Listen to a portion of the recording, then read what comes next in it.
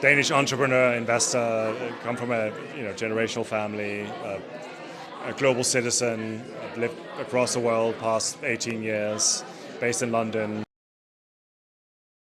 I think it's been, so I had the pleasure of connecting with Logitry in New York last year during the General Assembly, and I was blown away by the intention, the heart behind the network, and it's been incredible to connect with yourself, Chris, and with Chelsea, and to see the vision and how that connects to. We all have our different networks, we all know different families, we're all part of different communities.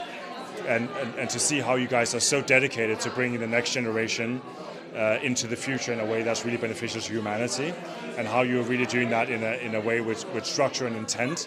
So I think we all lead with heart in a big way, but for our heart's desire to come into fruition, there is a reality that we have to deal with, and that reality requires education, it requires structure, it requires knowledge, and you guys are building that platform to enable all of us to come together and to create the world we all want to live in. And the responsibility that comes with capital and capability is immense, and we're going through a very transformational period. And I've been around the world, and I think the community that you're building and the platform you're building is really the only place I've come where that conversation is happening, and where the structure and is there to make that happen in a scalable way. And I've always been very privileged to live across the world and engage in cultures all over the world. And I see you guys as a critical platform in bringing all that together, all that experience, and all these people, human relationships, all these stories of family, of achievements, and mobilizing that in a powerful way to create a future that's meaningful for all humanity. And you guys are so incredibly heartfelt, and I really connect with that. So again, engaging with you after New York, and you guys coming to London and being in Parliament today, a beautiful setting. It's a growing story for me, and I'm really grateful for that, and I'm very excited about the future and the platform you guys are building, and being a part of it and being a partner with it.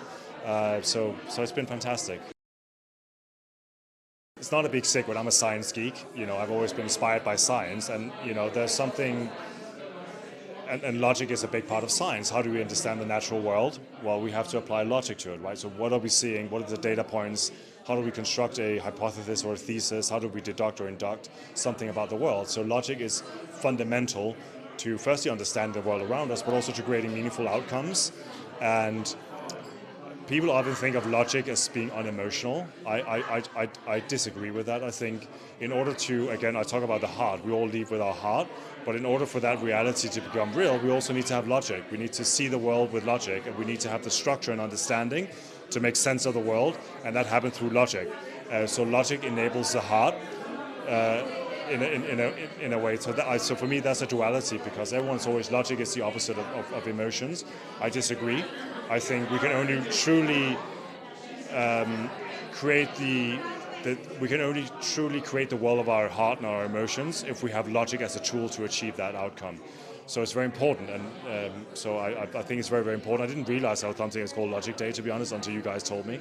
But as a science geek, I think I understand the meaning of it, and actually I think people forget that logic is the logical but also the obvious part to the heart.